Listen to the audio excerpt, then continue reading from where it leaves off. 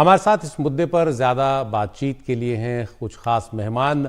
हमारे साथ हैं गौतम भट्टाचार्य, जो वरिष्ठ पत्रकार हैं, खेल पत्रकार हैं और इस पूरे विवाद को काफ़ी करीबी से लगातार देखते रहे हैं। और हमारे साथ सोमवीर कादियान हैं, एमेच्योर पहलवान हैं। आप दोनों का स्वागत है। हम पूर्व अंतर्राष्ट्रीय खिलाड़ी जगमती सांगवान जो हैं उनका भी इंतज़ार कर रहे हैं। वो महिला अधिकार कार्यकर्ता भी हैं। सबसे पहले सोमवीर कादियान जी, आपसे सवाल, ये जो फैसला है देर आयद दुरुस्त आयद, मतलब देर आया लेकिन दुरुस्त आया। श्रीमान नमस्कार। मेरे को तो, मैं अगर अपना मत बताऊं तो मेरे को तो इसमें कुछ ऐसा लग नहीं रहा है कि देर आए दुरुस्त आए, क्योंकि फेडरेशन को निलंबित किया गया है, भंग नहीं किया गया है। सस्पेंड अगर हुआ तो वो बहाल भी हो सकता है। और शायद मेरा तो यही मानना है कि जैसे पहलवानों ने, जो साक्षी ने कुश्ती से संन्यास लिया है और बजरंग पद्मश्री वापस दे रहा है, तो इन भावना, जो लोग भावना से जुड़े हैं, उसको दबाने के लिए एक छोटा सा टूल के तरह मैं ये मानता हूं इसको इस्तेमाल किया जा रहा है। क्योंकि जब ये दोबारा से सुप्रीम कोर्ट में जाएंगे, उसको, इस सस्पेंशन को, इसको चैलेंज करेंगे, तो फिर जीत के आ जाएंगे। क्योंकि चुनाव तो हुआ है, अच्छी तरीके से हुआ है चुनाव। जी, आपको तो लगता है कि ये वापस एक बार फिर कार्यकारिणी काम करने लगेगी? गौतम जी, आपने इस पूरे विवाद को लगातार देखा बीते साल भर, और ये भारतीय कुश्ती संघ का अकेला मामला नहीं है। कई और जो खेल संघ हैं उनमें इस तरह की चीज़ें देखने में आती हैं कि किस तरह से एक खास गुट का दबदबा सालों साल चलता रहता है और कई बार खिलाड़ियों के साथ अन्याय की खबरें भी अलग अलग जगहों पर सामने आती हैं। तो आपको लगता है कि इस मामले में जैसे सरकार ने आज एक फैसला लिया, तो ये भारतीय कुश्ती संघ के खेल को भी या उसके काम को भी ठीक करेगा और बाकी जो खेल संघ है उनके लिए भी एक नज़ीर बनेगा? ये आपने बड़ी डिटेल में पूरा इंसिडेंट रिकाउंट किया, पूरा साल जो चला। अभी जो जो डेंजर साइन मैं देख रहा हूँ कि लास्ट जनवरी में ये चालू हुआ, एक किस्सा चालू हुआ। और दिसंबर में जब रेसलिंग फेडरेशन की इलेक्शन हुआ, हम लोग सोचा कि इधर वन वे कुछ इसका हल हुआ।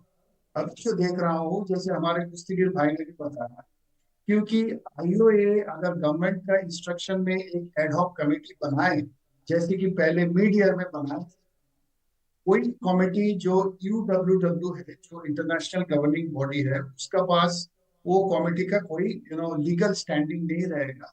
फिर से बोलेगा कि ये बैंड है, ये बैंड है, फ्रेश इलेक्शन कराओ। जब फ्रेश इलेक्शन कराने का इंस्ट्रक्शन आएगा, फिर उसके बाद आपको तो पता ही है कि एक बार कोर्ट में जा सकते हैं, एक बार स्टे ऑर्डर मिल सकता है। यही जो इलेक्शन दिसंबर में हुआ है फाइनली 21, ये होना, पहले जो डेट तय किया गया था तो वो था मई में।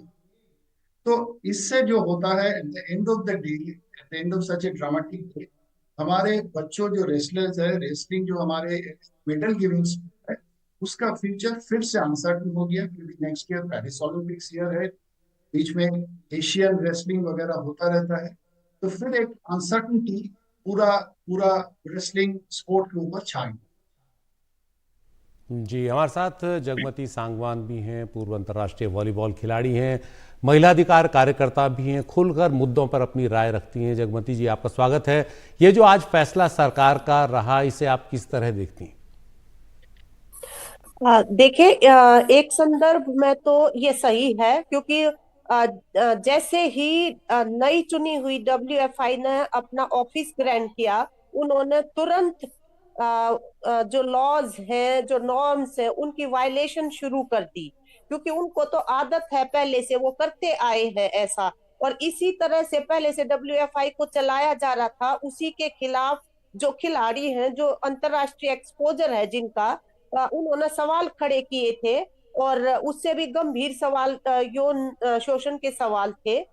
तो उसी आदत को आगे जारी रखते हुए पहले कदम पे ही उन्होंने ब्लेटेंटली वायलेट किया नॉर्म्स को, और ये जो वेन्यू का चुनाव किया, उसमें किसी की परवाह भी नहीं करी।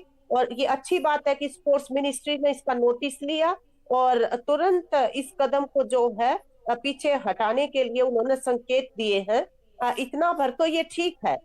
लेकिन इसके साथ हम ये कहना चाहते हैं कि जो चुनाव का भी जिस तरह से कंडक्ट किया गया है, जो नतीजा आया है, वो अपने आप में 100 सवाल खड़े करता है। ये ऑल मेल एक्सक्लूसिव बॉडी है, एक भी महिला उसमें नहीं है। जबकि जिन्होंने इतना बड़ा आंदोलन किया था यौन शोषण के खिलाफ, उनकी मांग ये थी, और उनकी नहीं, तमाम महिला आंदोलन और दूसरे जो प्रगतिशील लोग हैं जो खेल का भला चाहते हैं, वो सब की ये थी कि भाई अगर महिला को अध्यक्ष बनाया जाएगा इस बार, तो ये जो गैप्स है इनको ब्रिज अप करने में, एक विश्वास बहाली करने में मदद मिलेगी। तो वो बिल्कुल नहीं, एक भी महिला उसके अंदर है नहीं।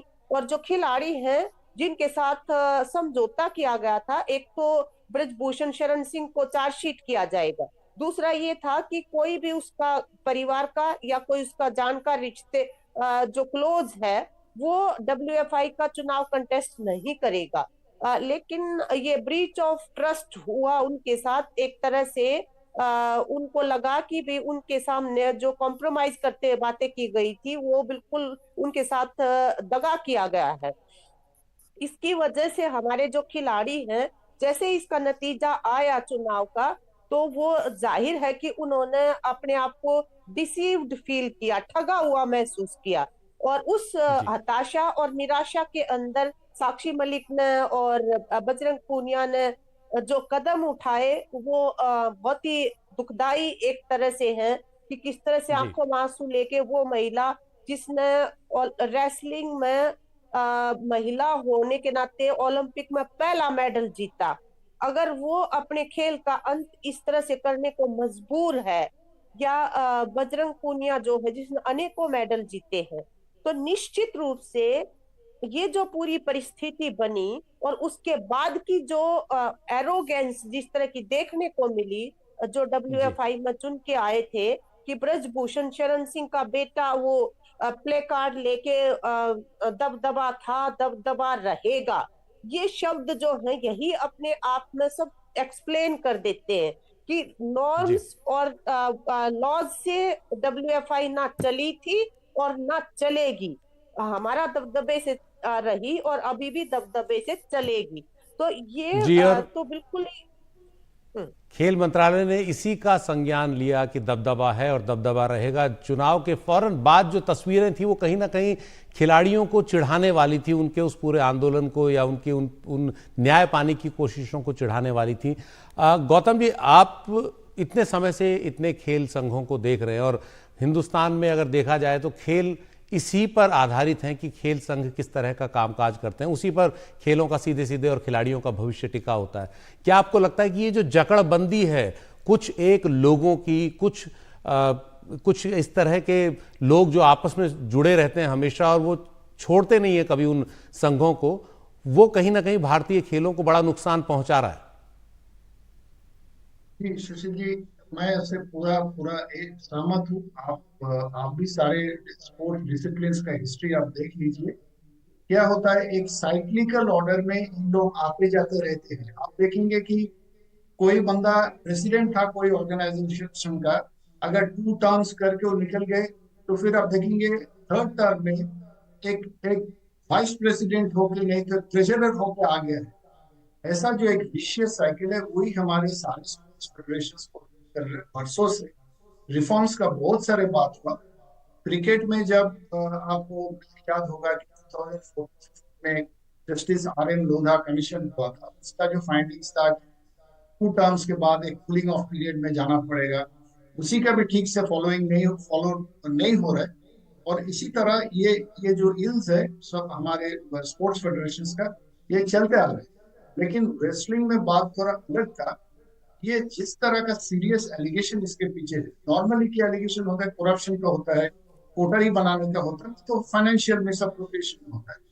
इधर जो हमारे बच्ची का जो वुमेन रेसलर्स का सेक्सुअल हैरेसमेंट का बात हुआ, ऐसा सीरियस चार्जेस तो मैंने इस जिंदगी में इतना सीरियस तरह का, और जिस तरह से ये फाइट जारी है, ये रियली यूनिक है, ये तो मैं जी, बहुत बहुत शुक्रिया गौतम भट्टाचार्य जी आपका, जगमती सांगवान जी आपका, और सोमवीर जी आपका इस पूरे मसले पर अपनी राय रखने के लिए। और ये वास्तव में भारतीय खेलों से, भारतीय खिलाड़ियों से जुड़ा मसला है, और ये सिर्फ एक खेल का मसला नहीं है। यहाँ तो विवाद बहुत गंभीर था, लेकिन ये बाकी सारे खेलों से भी जुड़ा हुआ मसला है। खिलाड़ी सालों साल एक ही तरह के अधिकारियों से जूझते हैं, ना कोई बदलाव होता है ना कुछ, और कहीं ना कहीं कुछ खास किस्म के कोटरी, कुछ लोग वही हर वक्त अपने पैठ बनाए रखते हैं इस तरह के संघों में। तो वो सब भी बदलना चाहिए और रिफॉर्म होने चाहिए, आगे सुधार होने चाहिए, ताकि खेल और बेहतर हो। भारत खेलों में पिछले कुछ सालों में बेहतर कर रहा है, लेकिन इसको और बेहतर बनाया जा सकता है अगर खेल संघों को सुधार उनमें किया जाए।